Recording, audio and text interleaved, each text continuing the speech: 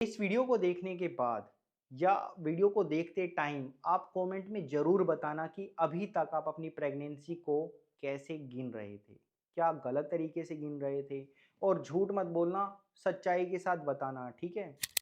तो ये वीडियो मैं इसलिए बना रहा हूँ क्योंकि मेरे पास देखो बहुत सारे कमेंट्स आते रहते हैं और इन कमेंट्स को रीड करने के बाद समझ आ जाता है कि अभी तक लोगों को ज़्यादा पता नहीं है कि प्रेगनेंसी को कौन सी तारीख से गिनना होता है, कैसे प्रेगनेंसी के दिन को काउंट करना होता है। कुछ लोग पूछ रहे हैं कि सर 1 दिन की प्रेगनेंसी है, उसमें कौन सी दवाई खानी पड़ेगी क्योंकि प्रेगनेंसी नहीं चाहिए। कुछ लोग पूछ रहे हैं कि 3 दिन की प्रेगनेंसी है, 5 दिन की प्रेगनेंसी है और अब डॉक्टर के पास कब जाना है, कौन-सा अल्ट्रासाउंड कराना है। कुछ लोग बोल रहे हैं कि 7 दिन, 8 दिन, 10 दिन की प्रेगनेंसी है सर, प्रेगनेंसी नहीं चाहिए, कौन-सी दवाई लेनी है या ये दवाई खा सकते हैं क्या प्रेगनेंसी ख़त्म करने के लिए?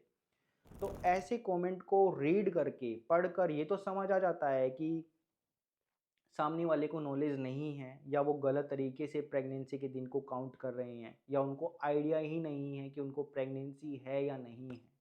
क्योंकि 1 दिन, 2 दिन, 10 दिन, 5 दिन, 7 दिन, ये जो प्रेगनेंसी के दिन आप लोग पूछ रहे हो ना, ये तो अल्ट्रासाउंड से भी डिटेक्ट नहीं हो पाती हैं। ब्लड टेस्ट भी डिटेक्ट नहीं कर पाता है इतने कम दिनों की प्रेगनेंसी को।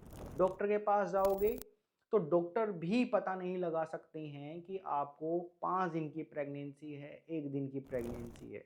तो इस वीडियो में जो जानकारी दे रहा हूँ वो कुछ सीख के जाओ अपने यहाँ, आपके लिए बहुत ही इम्पोर्टेंट रहेगा और ऑनेस्टली आप कमेंट करके ज़रूर बताना कि आप इस वीडियो को देखने से पहले प्रेगनेंसी को कैसे काउंट कर रहे थे? क्या गलत तरीके से काउंट कर रहे थे? क्योंकि कुछ लोग जो हैं वो प्रेगनेंसी के दिन को या तो उस तारीख से काउंट करती हैं जब उन्होंने लास्ट बार फिज़िकल रिलेशन रखा होता है या फिर उस तारीख से काउंट करते हैं जब उनको आइडिया रहता है कि शायद उस तारीख पर फिज़िकल रिलेशन रखने से बच्चा रुका होगा, प्रेगनेंसी कंसीव हुई होगी।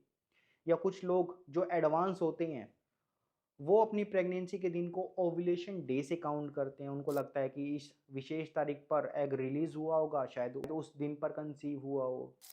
या कुछ लोग जो भोले वाले लोग होते हैं, वो अपनी प्रेगनेंसी के दिन को जब पीरियड्स की डेट मिस हो जाती है, वहाँ से काउंट करते हैं। तो मुझे कभी-कभी लगता है कि 1 दिन की जो प्रेगनेंसी पूछ रहे हैं, शायद पीरियड्स की डेट मिस होने की डेट से काउंट करके ना पूछ रहे हों। और जो कुछ लोग हैं, वो अपनी प्रेगनेंसी के दिन को वहाँ से काउंट करते हैं, जब यूरिन प्रेगनेंसी टेस्ट पॉज़िटिव आ जाता है या अल्ट्रासाउंड में प्रेगनेंसी का कन्फर्मेशन हो जाता है, वहाँ से काउंट करते हैं। तो ये जो सारे तरीके हैं, ये सारे तरीके गलत तरीके हैं। ऐसे प्रेगनेंसी के दिन को काउंट नहीं करना होता है। ख़ास तौर पर लोग तो उस तारीख से ज़रूर प्रेगनेंसी के दिन को काउंट करते हैं जब उनको लगता है कि शायद उस विशेष तारीख पर फ़िज़िकल रिलेशन रखने से प्रेगनेंसी रुकी हो या जब उन्होंने फ़िज़िकल रिलेशन रखा होता है वहाँ से प्रेगनेंसी के दिन को काउंट करते हैं। और ये तरीका भी सही लगता है अंदर से कि शायद ये तरीका सही है प्रेगनेंसी के दिन को काउंट करने का। भोले-भाले लोग तो वहीं से काउंट करते हैं और मैं समझ सकता हूँ, लेकिन ये जो प्रेगनेंसी के दिन को गिनने का तरीका है वो गलत है। अगर उस तारीख से जब फिज़िकल रिलेशन रखा हो उस तारीख से हम लोग दिन गिने तो वो फ़ीटल एज होती है, यानी कि बच्चे की उम्र होती है, प्रेगनेंसी के दिन नहीं होते हैं। फिर सवाल आता है कि क्यों नहीं होता है? उसका जवाब मैं डिटेल्ड वीडियो में दे चुका हूँ इस बड़ी वीडियो में। तो इस वीडियो में डायरेक्ट बता रहा हूँ कि जो प्रेगनेंसी के दिन हैं आपको उस तारीख से गिनने हैं जब लास्ट बार महिला को पीरियड्स की ब्लीडिंग शुरू हुई हो, जिसको हम लोग लास्ट मेंस्ट्रुअल पीरियड डेट बोलते हैं, यानी कि एलएमपी डेट बोलते हैं। वहाँ से आपको प्रेगनेंसी के दिन को काउंट करना होता है।